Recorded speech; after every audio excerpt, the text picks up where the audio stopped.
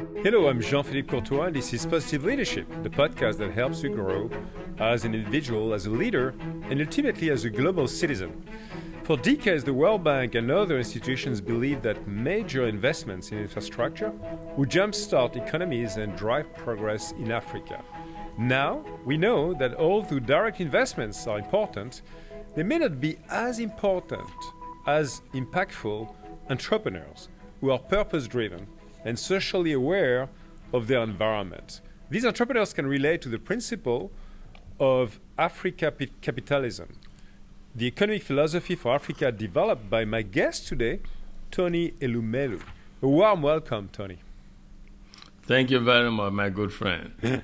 So, born in the central Nigerian city of Jos, Tony, you rose from modest beginnings to become one of Africa's most successful businessmen, leading the United Bank of Africa from a single country banking group to a Pan-African bank with subsidiaries in more than 20 African countries, France, UK, and the US, of course. And since then, you've been leveraging your philanthropic platform, the wonderful Tony Elumelu Foundation, to turn the African landscape into an investment tapestry, pledging $100 million of your own money to provide training, mentorship, and funding for at least 1,000 young African entrepreneurs every year. Your mission to transform African society by creating jobs and eliminating poverty. Again, I'm very delighted to have you on the podcast, Tony, and looking forward to this discussion together. Thank you very much. So over 18,000 people from 54 African nations have already taken part in your entrepreneurial program, and calls for this year's program are open, I think, until the end of March. So tell me, Tony, are you excited to see what this new round of applications will bring? Good to meet you. And yes, my background is a humble one. And my career trajectory has seen me through many sectors, many interactions with different kinds of people. I've come to realize that what we need in Africa is developing a strong future for our young ones. And that is the motivation for the founding of the Tony Elumelu Foundation. Every year we advertise, we create awareness for young Africans who are energetic, who are intelligent, who are ambitious, who want to succeed, to apply. And this year's application, as you said, has opened. It closes in March. I'm looking forward again to seeing us select another batch of successful 1,000 African entrepreneurs. And then also possibly partnering with other global partners to support more beyond the 1,000 that the Tony Elumelu Foundation supports every year. That's very exciting, Tony. So what are the trends you see? Because you've been obviously engaging with thousands of entrepreneurs over the past many years. What are the latest trends you see from an entrepreneurship standpoint? Which sectors of the economy across Africa are being the most represented? And what type of economic and social value has been created through such entrepreneurship? I'll say that from experience, we've seen a lot of interest, people, young African entrepreneurs in the area of agriculture. Over 30% of our applicants come from that sector. Yep. And by the way, every year we have close to 400,000 young applicants from across the 54 African countries. Wow, 400,000. Because the foundation supports young Africans in all 54 African countries, and it's totally sector agnostic. But agriculture leads. Another sector that leads comes next to agriculture is ICT, information technology, and then we see people in education sector, and then fashion and entertainment. So these are the top four that we see. And in terms of even the gender, we see almost initially it was like 70 male and 30 female, but now we're beginning to see almost more of females than even males. In fact, last year the beneficiaries we had close to 70% are females. Out of the 5,000 beneficiaries for last year, 70% were women and then 30% men. So it's changing. But in terms of learning points, I'm beginning to see these young African entrepreneurs who have been successful, seeing them embrace again this same concept and philosophy of African capitalism, a realization and belief that no one but us will develop our continent, a realization that if we prioritize our young ones, we go far as a continent, a realization that we must have an inclusive agenda that brings women into the fold. So we're beginning to see these young ones embrace the philosophies and principles and practices, and we're seeing some of them succeed. And we believe strongly that therein lies the future of our continent. And again, it is to us a realization and fulfillment for the purpose that we set up the Tony Elumelu Foundation. That's pretty amazing and outstanding to see. You said 400,000 applications. That's pretty mind-blowing. This must be, I mean, I'm pretty close to entrepreneurship movements around the world. Tony, I think this is probably the largest I've ever heard about in terms of applicants for a single product. It's quite interesting, but that also exposes the dilemma of the program. Yeah. We funded the foundation to help to democratize luck, to help to create economic opportunity and hope to young Africans who, prior to this time, did not really see a strong future for themselves.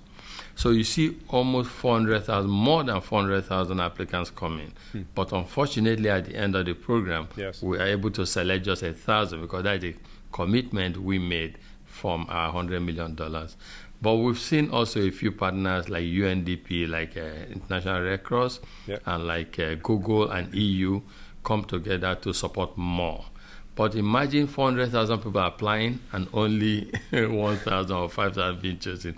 That's like a dashing of hopes, but that is another conversation entirely. But yes, we see a lot of these young Africans apply, and it tells us that entrepreneurship is synonymous with us in Africa. And do you see different shapes of dynamics between North Africa, Western Africa, Eastern Africa, Sub-Saharan Africa, or Central Africa? Are there a few countries you see really, accelerating the entrepreneurship motion? No, you're so spot on. I see two features. First is people from Eastern Africa, East African co. They are much stronger in ICT. In North Africa, Central Africa, West Africa, you see quite a lot of people in agriculture. And then in West Africa, you see strong interest in infrastructure, in fashion and entertainment. Interesting. So we're seeing that. But we want to increase the participation of people from North Africa. And what we're doing now is our outreach program, our advertisement.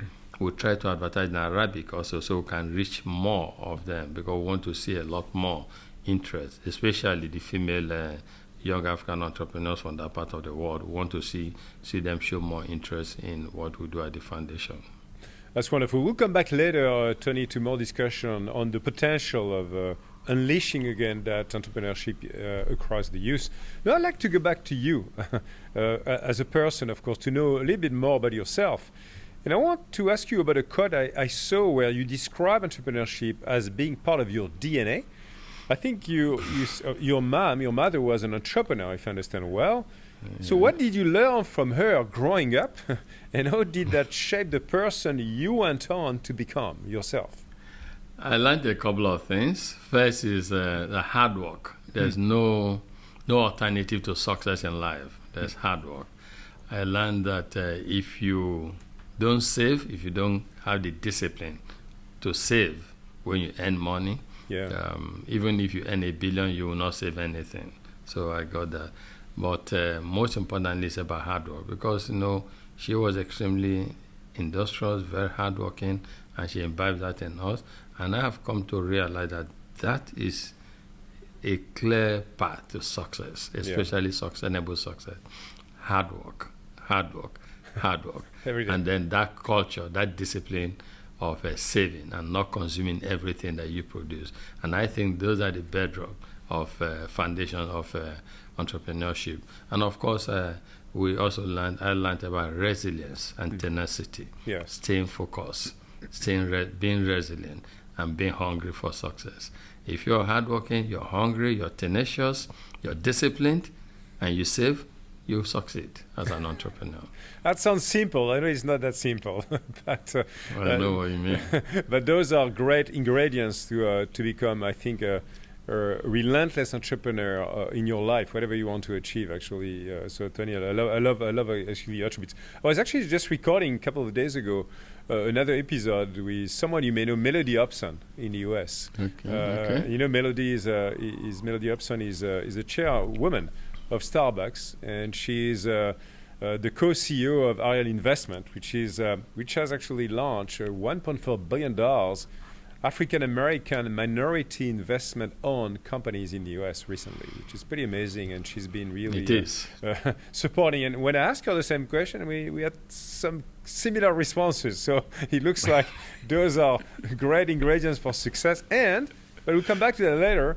A genuine passion as well for financial inclusion. But I will ask you the question a bit later on what does it mean, of course, in the context of Africa, which is a bit different than the US or Europe for sure. Now coming back to you, Tony, you were the youngest branch manager at the All States Trust Bank, and you had a very fast rise to the very top of the bank. You then became, I think, the country's youngest banking CEO when you established Standard Trust Bank. And back in 2005, you made history when you led the biggest merger in sub-Saharan Africa at the time, combining Standard Trust Bank with the older, more established United Bank of Africa, transforming from a single country bank to a pan-African institution with operation, I think, in more than 20 countries in Africa, and offices in Paris, London, New York, and Dubai. And as I said, you've been also driving financial inclusion, not just in Africa, but even across European countries. So what have been your key learning when it comes to enabling that financial access to millions of people with very different prospects, of course, in Africa versus Europe, and enabling people who could never afford, in a way, either thinking about spending money, earning money, or saving money. So what is the approach you've been taking, Tony? What is it working that you've seen that can scale across many of those countries? I think I'd like to share 5 major points I would call success factors in this drive. But if you live in Africa, you understand that payment system is very critical for economic development. You understand that access to finance is very difficult. And so coming from that background and given also the fact that the number of people who had bank accounts as a percentage of the population was almost insignificant. So we set out to democratize access to banking, access to financial services. Yep. And 5 things drove that experience. First is what I call leadership. 2 is purpose. Third one is technology, leveraging technology. 4th is people. Yes. And 5th is process. And by the way, not in any order of importance, but they are equally important. Together. So leadership, I think we provided the right kind of leadership. We shared vision, what we wanted to accomplish. We asked ourselves questions, what we needed to put in place, the building blocks that will lead to that success. And that helped us to get there. And related to that is the issue of the purpose. What is the purpose? What are we seeking? We defined it broadly that we want to democratize access to financial services. Access to financial services, everyone knew what we wanted to achieve, and we worked towards that. We shared aspirations with the public so they could hold us accountable, and we also shared it internally, so everyone was in sync. And then the third is this of the people. People, yeah. We mobilized the right people, we trained the right people, we shared a common vision, all of us. We motivated the people, we rewarded people, we sanctioned where necessary, and collectively we made it. And of course, we realized that all of this, especially democratizing access to banking in Africa at the time, was a difficult one that you couldn't do manually. And so we had to leverage technology, as it was so critical in that drive. And finally, the process, technology, people, process, they tell us those three things are key, and I have seen it in real life. The only thing I add to those is your leadership and purpose. It's always good for everyone to know the destination. It's very, very important. Being purposeful helped us to a large extent. And so the experience we've seen is what we're exporting to other sectors. Yeah. People were in their need of financial services, but didn't have access. And so we brought that future closer home to them, and they appreciated that. That's a wonderful framework with those 5 pillars of enabling financial inclusion. If I understand well, Tony, they travel the world as well. It doesn't stop at the border of a country. But of course, I'm sure you are taking into account the very specifics of demographics, of social economics, of one country at a time, which you apply, I guess, across that framework, right, to make it resonate well. Definitely. It cuts across. It's a borderless world we live in, and the requirements are almost similar across the line. In all the countries we do business with in Africa, for instance, it's the same thing. Access to financial services, inclusion. How do you get everyone involved? How do you leverage technology? The ATM, what we call ATM. How do you leverage that? How do you leverage cards? How do you simplify the payment system? How do you make banking not seen as one manual, tedious thing? How do you simplify it so that people can use even their telephone devices to make transactions and make payments? Those were the kind of changes we orchestrated. How do you get people to transfer funds to their children who are in school without physically visiting schools? Those were things we were able to put in place in the early 2000s, which helped us to a large extent to achieve the financial inclusion purpose that we set to do. No, exciting development you had for sure. I'd like now to go back to this to the core of this Africapitalism philosophy. I think reading one of your previous statements, you said Africapitalism means we cannot leave the business of development up to our governments, donor countries, and philanthropic organizations alone. The private sector must be involved in the business of development. So where did this idea for Africapitalism came from in the first place, Tony? I started from, as I said earlier, from a humble background, and in my professional career, I've done business in many countries. I've interacted with different strata of societies. I've done business with individuals, with small and medium-scale enterprises, with corporations, with governments, with internationals, etc. And I came to realize that indeed it's a world of mutual destiny, and that we need all hands on deck to make progress, especially in Africa, and that you need the private sector to play its own role by being at the forefront, bringing private sector know-how, expertise in solving situations, providing solutions to what we need in the world. And also you need government also playing its own role, creating the enabling environment that will enable the private sector to do well. You need donor organizations, you need NGOs, everyone coming together to create a better future for everyone. You need a realization that what is good for the private sector is good for the government, and what's good for government is good for the populace. You needed that intersection, that point where all of this begin to come together.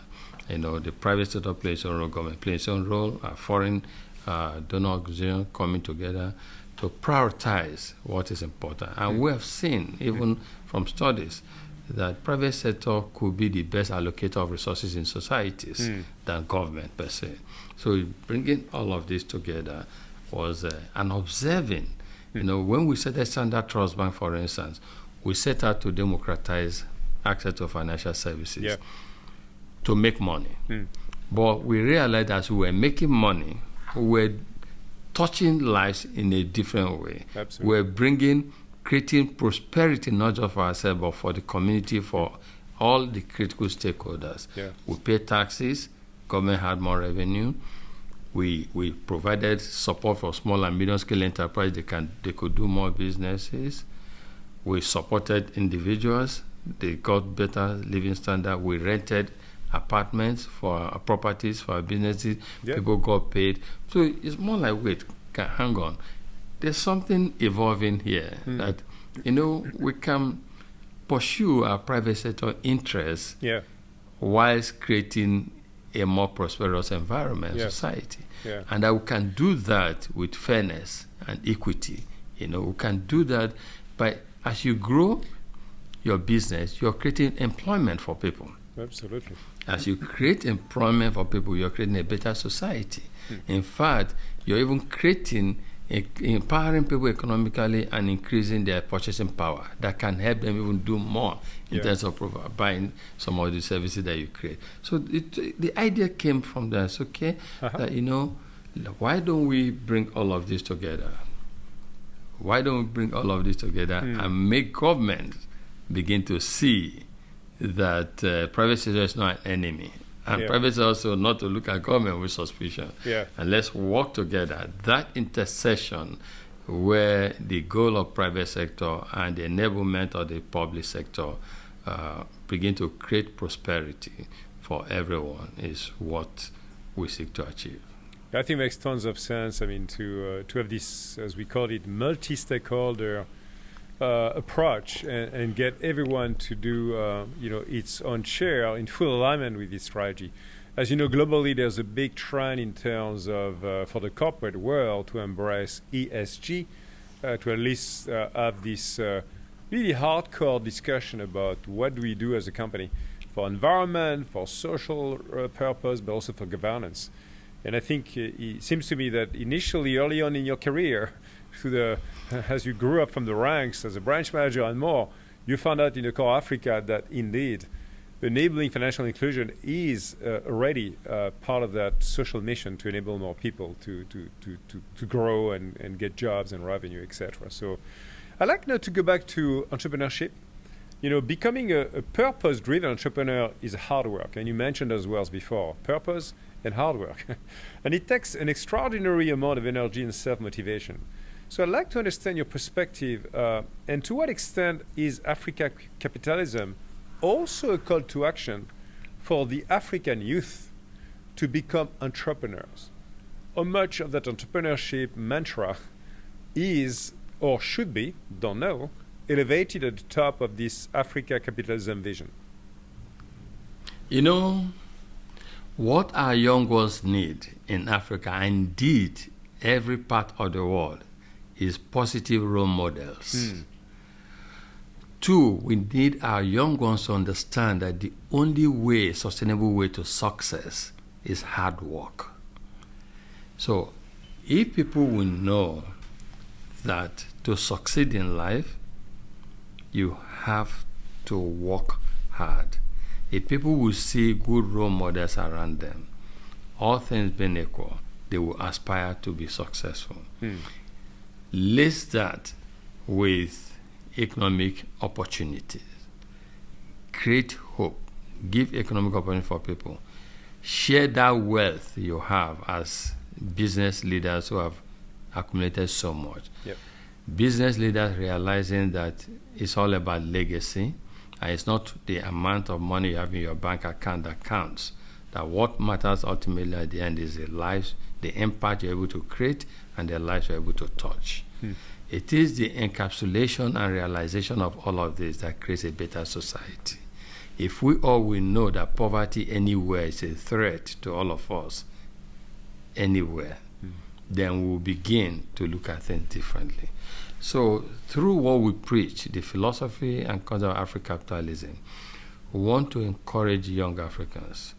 We want them to understand that hard work, entrepreneurship, resilience, discipline, sacrificing today for a better tomorrow are pathways to sustainable progress and prosperity.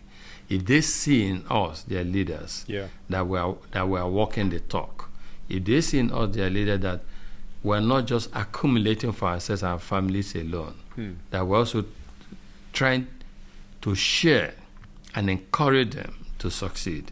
If they see and realize, as we do, that the pathway to Africa's ultimate sustainable development and economic transformation does not lie in one person alone. There's a collective effort of everyone. If they know that their own ideas can help to develop the continent, chances are they will be more involved. And collectively, we can create that better future that Africa is in their need of. That future that eliminates poverty, that future that creates employment, and that future that brings our women into the economic activities and affairs of the continent is what we believe that they will emulate from the philosophy of African capitalism, but more beyond the philosophy, from what we practice, from what we do. That is what we hope. No, I love that philosophy a lot, Tony, and I love the values underpinning that philosophy. You're talking about a number of key values that you already elevated before in terms of hardworking, in terms of resiliency, but also a very important point, which is core to positive leadership philosophy, as you well know, is the way people, in a way to succeed, want and need to have a positive impact on others people's lives. And that's, in a way, something you talked about. In a way, you can measure your success is going beyond how much wealth you can or create or accumulate, is the way you can actually work and put yourself to the service of others. That's what we call a positive leader. So recently, talking about exactly the same perspective, I had the pleasure of speaking to Paul Polman, that you may know is the former CEO of Unilever, about the importance of unlocking the purpose in yourself and in your company, and the importance of fostering a sense of shared purpose. So back in 2005, you led one of the largest mergers, I referred to that before, in the banking sector in sub-Saharan Africa, bringing together a huge number of people from different places, different cultures. Today, you continue to forge connections between companies, investors, and government organizations. How do you ensure that people are fully aligned and positively energized to achieve those goals you've set out to accomplish together? And what advice can you give to our listeners on how to create a shared purpose among diverse stakeholders they need to bring together, either within a business or civil society, NGO altogether? What does it take to build that shared purpose? I think there are three things I would like to share with our listeners. First is it's always good to have purpose and drive. Two is good to have what I call emotional intelligence. And three is good to focus on legacy. So let me take it one by one. So purpose and drive in everything you're doing, whether you want to create a better society, you want to run a business better, you want to have a more impactful NGO, just define your purpose and then push it, drive it.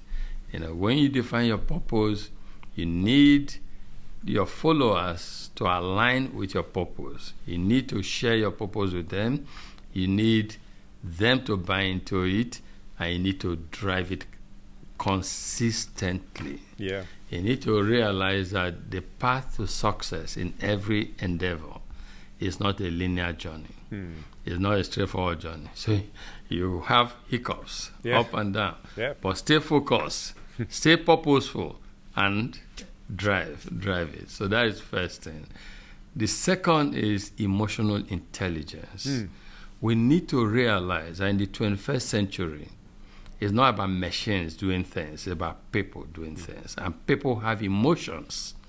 And we must realize this and align with this reality of life. And leaders must understand that emotional intelligence is not corporate politics.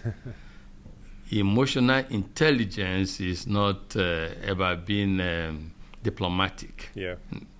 Emotional intelligence is authenticity.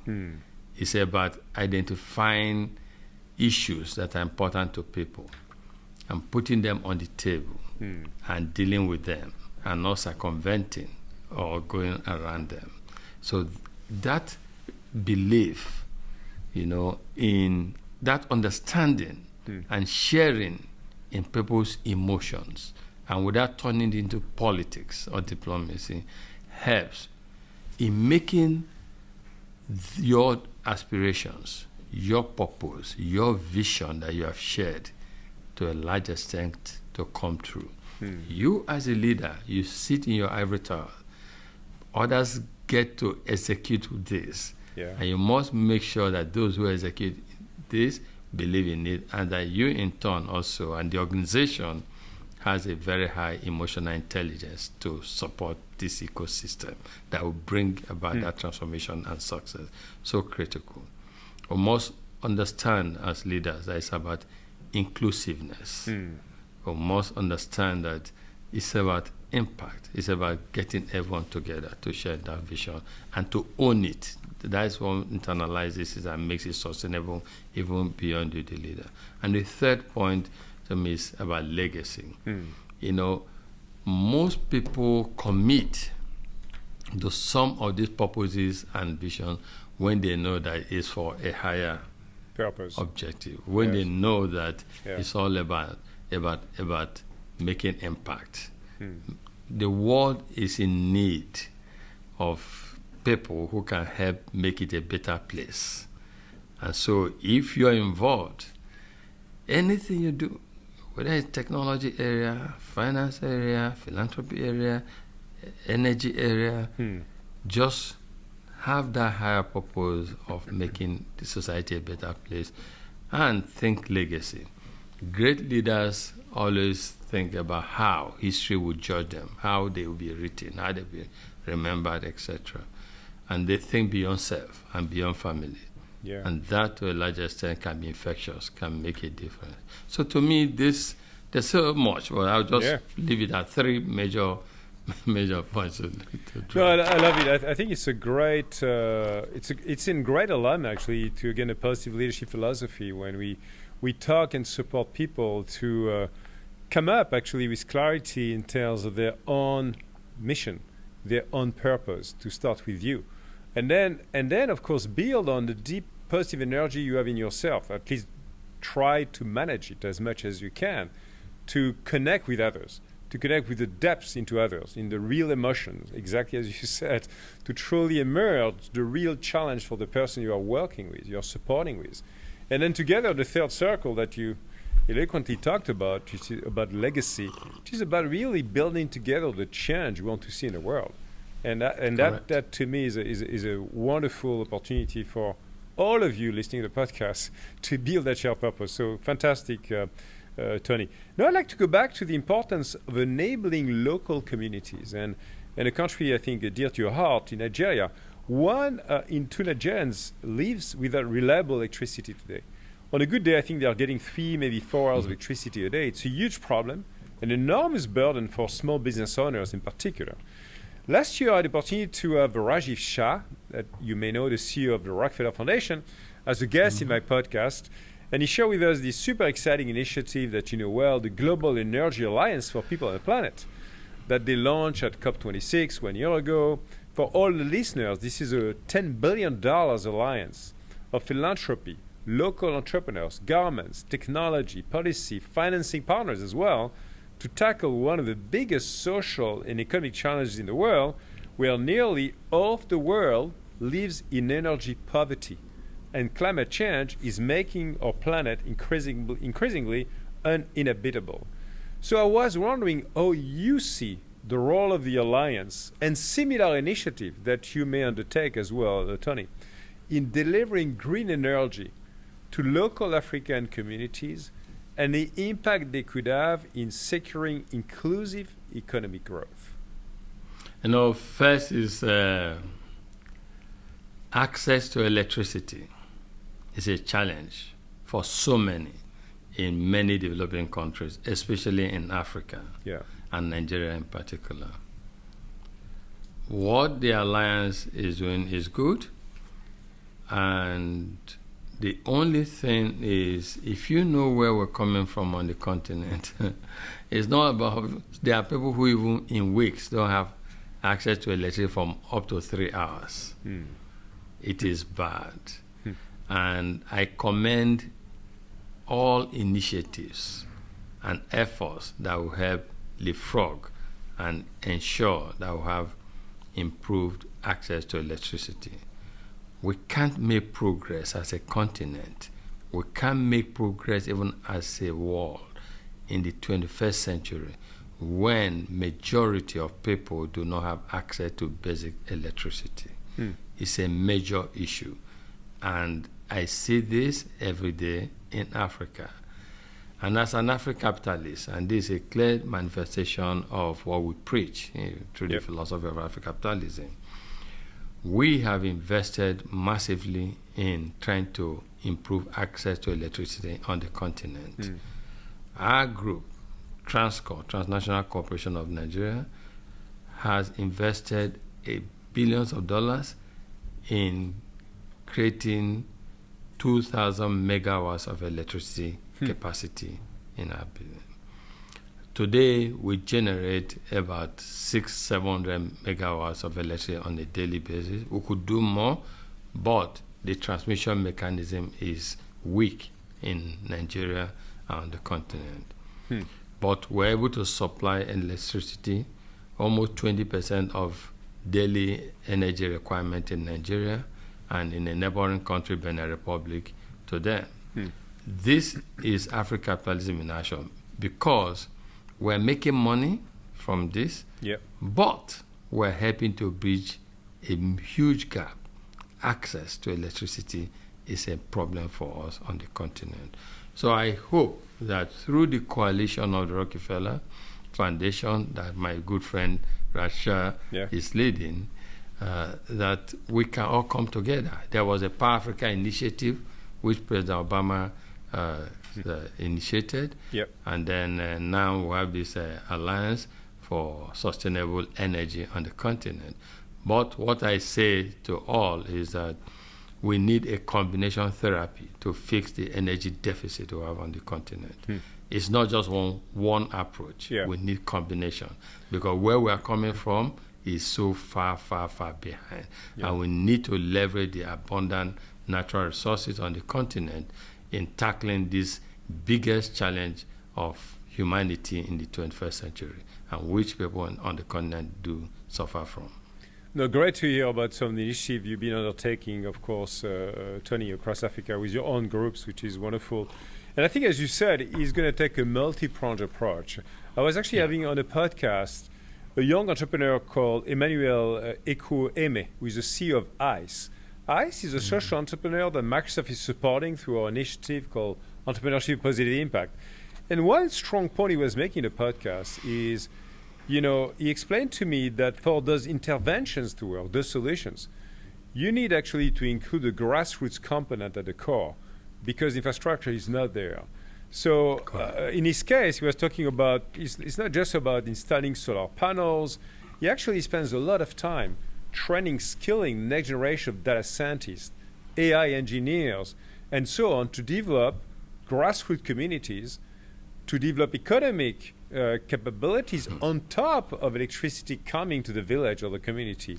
So coming to this point, I'd love to get your point of view on how do you see the role that obviously you're supporting with your foundation of young African entrepreneurs emerging from your community to create new sustainable business models for Africa to tackle that challenge on top of the large organization and Rockefeller Foundation, which are needed as well. What does it take? Let me tell you what I preach. Okay. And what all of us at the Tony Elumelu Foundation, what we preach. We often say to young Africans that the future of Africa is in their hands. Our role is to capacitize them, to create economic opportunity for them. Government role, and what we do through advocacy, to call on government to create the enabling environment that will enable them to succeed. But the real future of our continent is in the hands of our young men and women. And from what I see through the work of the Tony Elumelu Foundation, where we support these young African Fit for African countries, the testimonies we get shows that they identify with their local communities, and they try to come up with creative solutions that addresses some of the problems they face in their communities.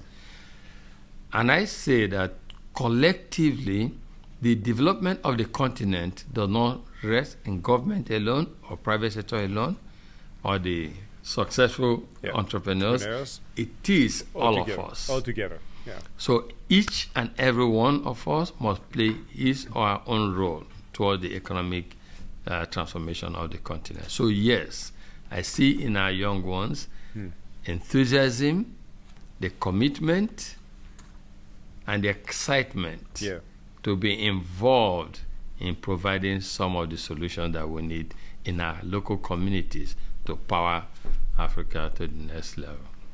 No, that's so clear, and I think so important to take consideration each one of those stakeholders and get the best out of each one of them, actually enable them to do the best.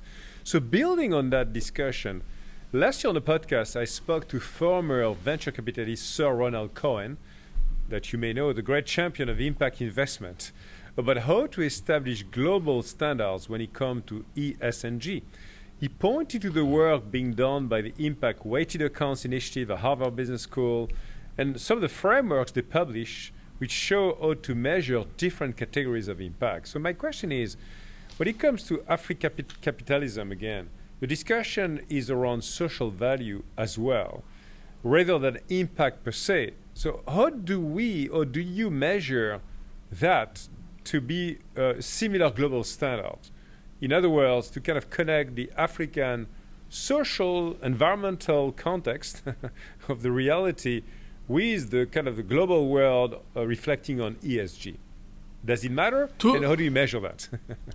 No, it does matter, because ultimately what counts is the impact that we create. And if we expend resources and we don't measure what happens at the end of the day, we might not be able to fix the problem. I tell you, I'll give you an instance. When we set up the 28 Melu Foundation, we realized that money was not everything. So even though we committed $100 million towards supporting young African entrepreneurs, we needed to measure, to talk about measurement. How do we know we're creating impact? Yeah. And we said, through creation of jobs that will create over 1 million jobs on the continent at the end of the 10-year cycle. Today, we're happy that we created over 400,000 jobs on the continent. That's measurement. That's the sense of impact. Yep. We said we needed to teach people how to manage businesses. And so when we do a sampling of our beneficiaries, we see that they're embracing this, and that's how and why they're able to help their communities. In fact, one of the eligibility criteria for selecting our entrepreneurs is the SDG 8 goal. Yeah. We're saying, tell us. What do you address? You are addressing. So it's one of the things we assess. So to us, the role of creating a better society for all of us, the role of creating a better future is a collective one. Not one person alone can do it. And so the impact assessment and measurement is critical for success. No, super clear.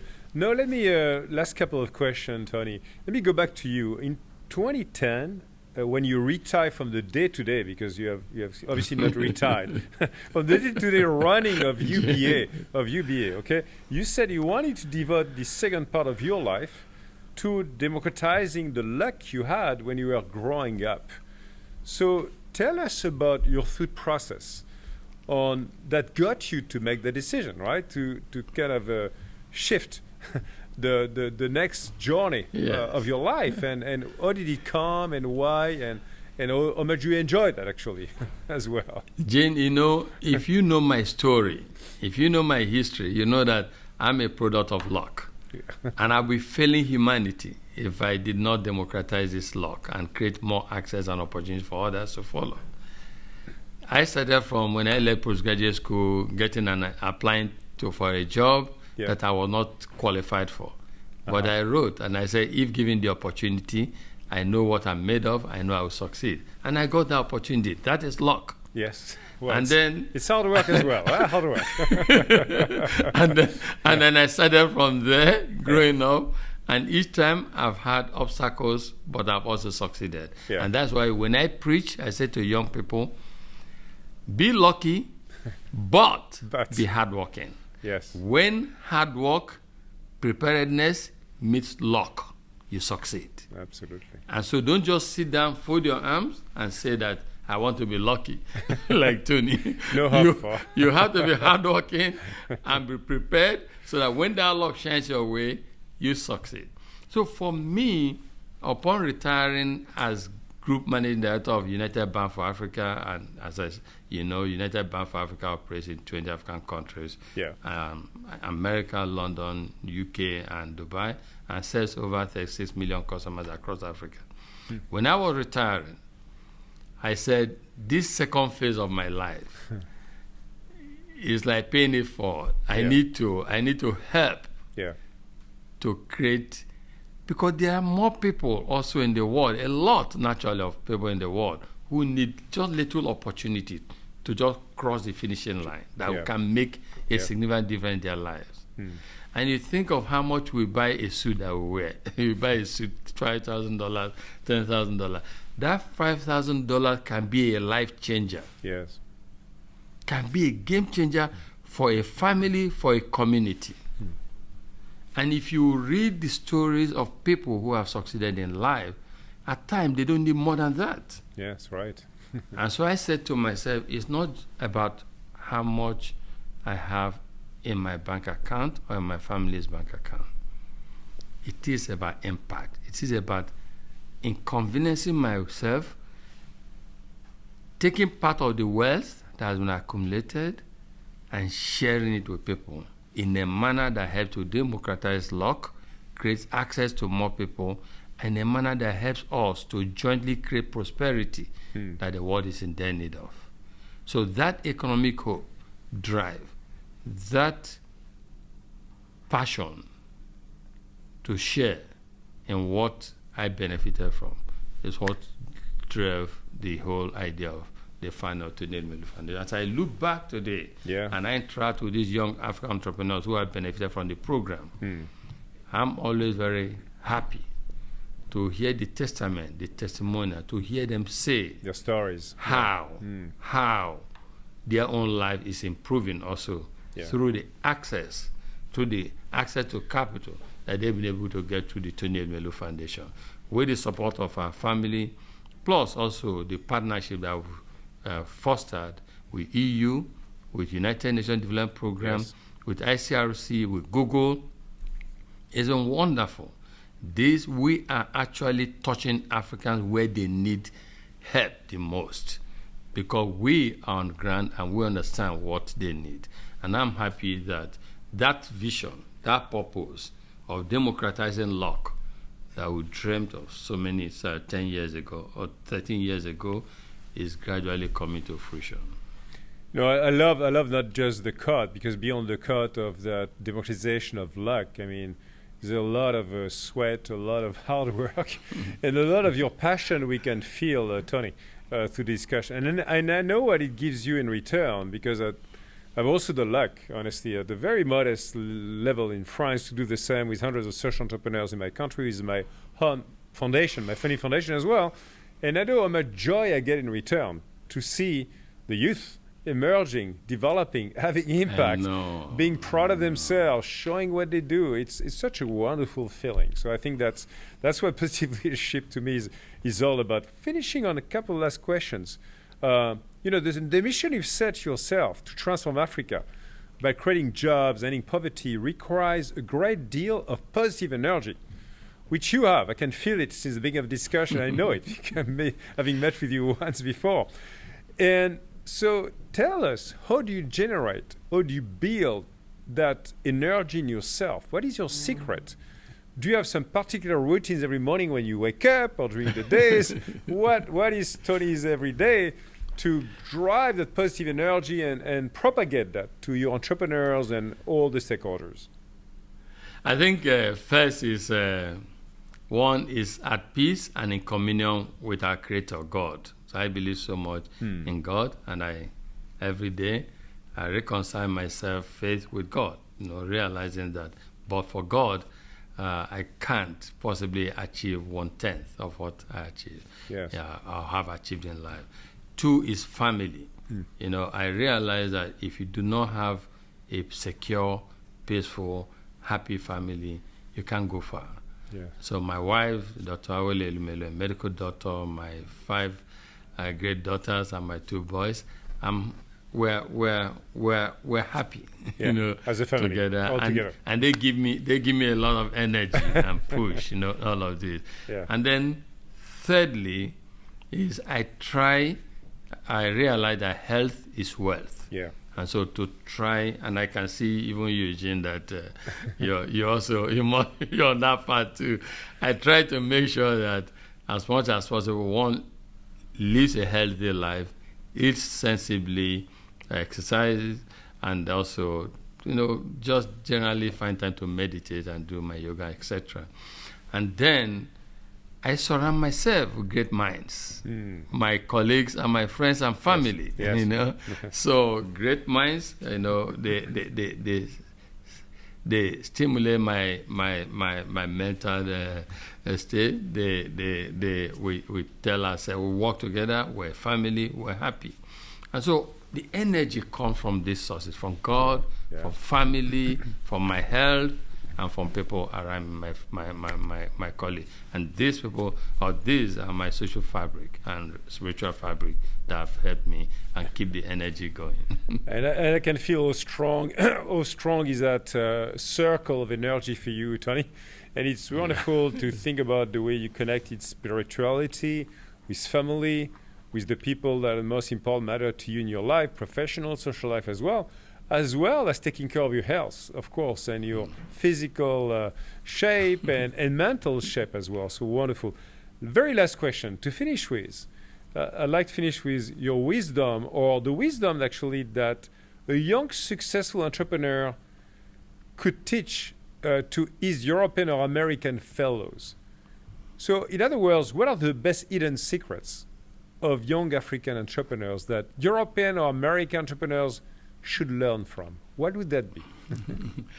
I think it is tenacity and hard work, discipline.